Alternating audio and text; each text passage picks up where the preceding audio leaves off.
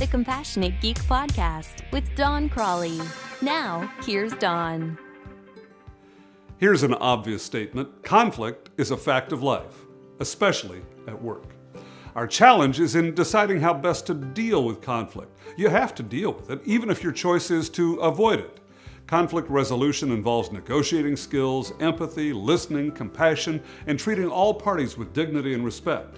Successful conflict resolution involves considering many factors, including the personalities of the people in conflict and the nature of the conflict.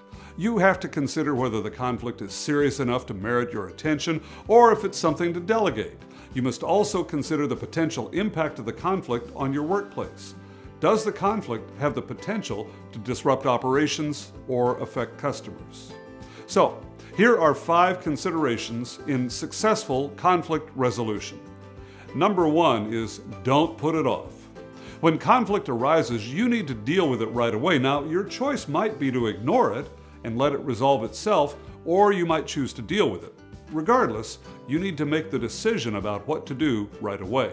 You can choose to ignore it if it's a minor conflict, if it doesn't affect operations, or if you can delegate it to someone else to deal with. Number 2 is listening.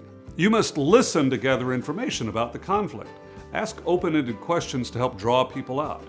There may be more to the conflict than what you see at the beginning. Number 3, be impartial. Even if you have feelings one way or the other regarding the conflict, try to maintain your impartiality. Try to understand how and why each of the parties to the conflict feels the way that they do. Number 4, have a meeting. Sometimes the conflict is not between you and another person, it's between 2 of your employees. I had 2 employees who were often in conflict. One was a star performer whose job was secure. The other was a valuable administrative assistant whom I didn't want to lose.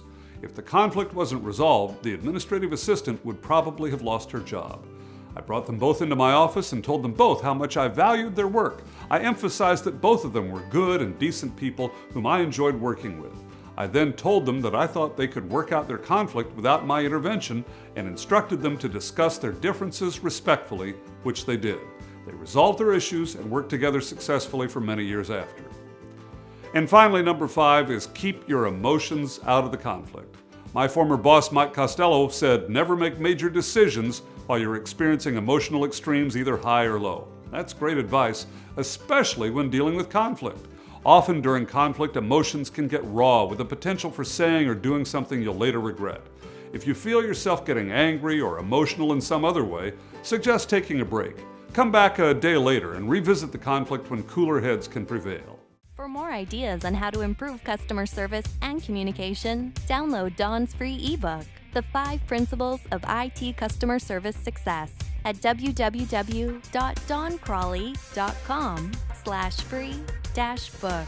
For more information about scheduling Don as a speaker for your next conference or meeting, visit www.doncrawley.com/info. Our jobs are about helping our end users work more productively, efficiently, and creatively. Now, once again, here's Don.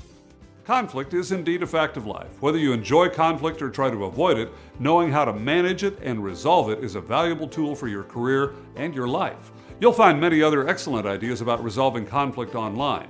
But remember, don't put it off, be a good listener, be impartial, have a meeting, and keep your emotions out of it.